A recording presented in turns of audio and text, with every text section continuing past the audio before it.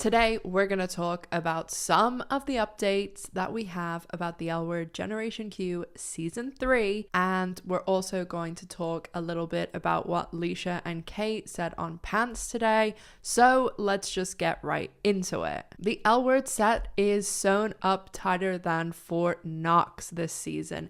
Not too much has leaked off the set, and the crew have been really tight-lipped this season, and they also have not been sharing as much. We were able to zoom and enhance our way to a lot of discoveries last season, but this season it seems as though there is definitely some sort of gag order on set, but that will be changing soon. And if you want to know what I mean by that, come to my live on Saturday at 7 p.m. UK, 8 p.m. Europe, 2 p.m. Eastern, and 11 a.m. Pacific. But that's not what we're talking about today. Today we're talking about the L Word Generation Q Season 3 and episode 6 specifically, because apparently episode 6 is like the magic episode of each season. As I'm sure most people will remember, in season 1 we got the massive, huge reveal that Laurel Holloman had returned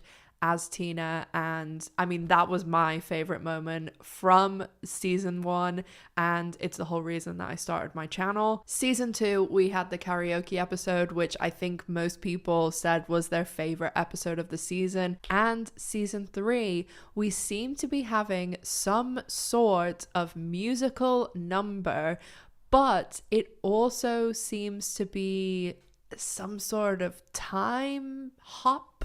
I don't know specifically what these two things, how they correlate. It could be like dancing through time. It could be some sort of night at Dana's, like a theme night, because there have been a couple of people who've been hired as like minor guest appearances or background actors, and they've been posting outfits in like multiple time periods. Like there was definitely the 40s, the 60s, the 80s, but the same person wearing all of them. So it's not like they've just said come as, you know, your favorite decade or something.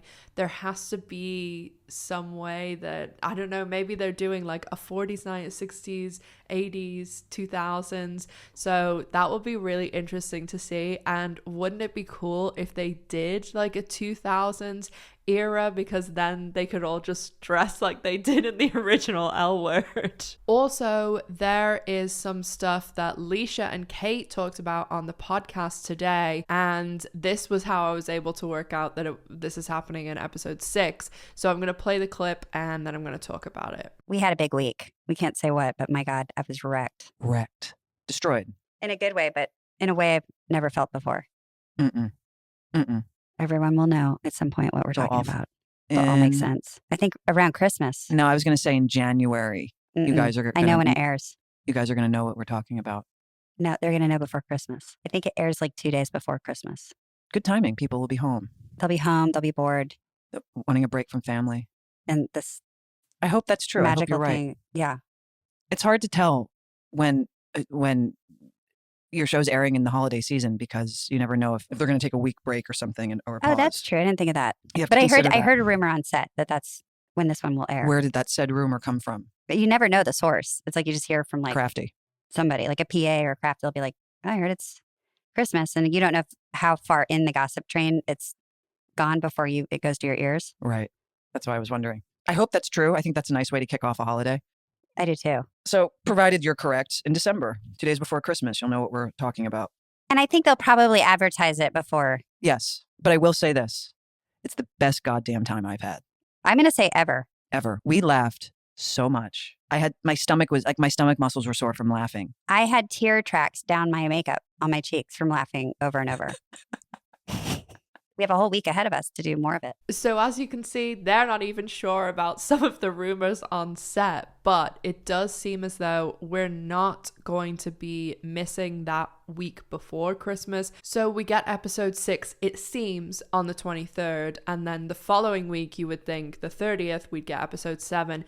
but I think they'll skip this week because it's post-Christmas, pre-New Year's.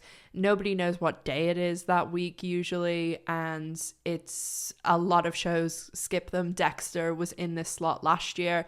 So was Yellow Jackets, and they skipped it. So I think that we won't see a new episode that week. And then the following week, the 6th, is when we're going to see episode 7. But they could air it that week. It just depends. So Leisha and Kate were saying how much fun they had and how tired they were, but they were like laughing and all of that. So that really bodes well.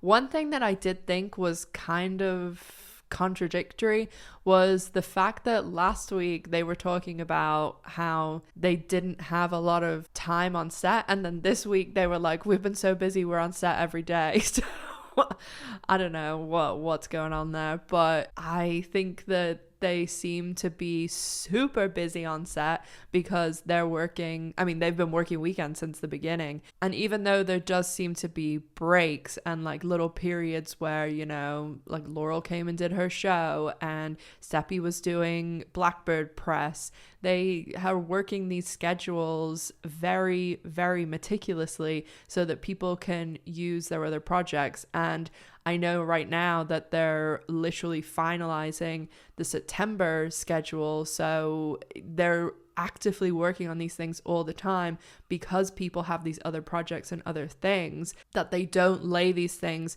way out in advance so that when an interview or a show comes up that they can work them into the schedule, because they're usually, I mean, it's literally the 24th of August and I know they haven't officially finish the September schedule yet, so they're constantly working on these things. Some other little updates just in case you didn't make it to the live on Monday or see my previous video. Rosie was on set and she is saying that she has 2 more episodes to film of Gen Q, and it looks as though they're going to be moving into filming for episode 7 next week or towards the end of the week, because a lot of the dancers and the choreographers that they hired for episode 6, it seems have finished, and a lot of their last days were over the last couple of days. Also, I did put out a video saying that Daniel C is in LA and started following a lot of the Gen Q writers. So I have a suspicion we may see Max in season 3. And of course, we did also get those articles released by Deadline that there's a whole host of guest stars that we're getting this season with Margaret Cho and Kaylani and all of that good stuff. So make sure you check out those other videos if you haven't. As I said, make sure you come to my live on Saturday. The link is in the description box down below and I'll put it in the comments. Make sure you're following me on social media to stay up to date with absolutely everything L Word Generation Q season 3. And as always, make sure to stay safe, take care of yourselves, and I'll see you in the next one. Bye guys.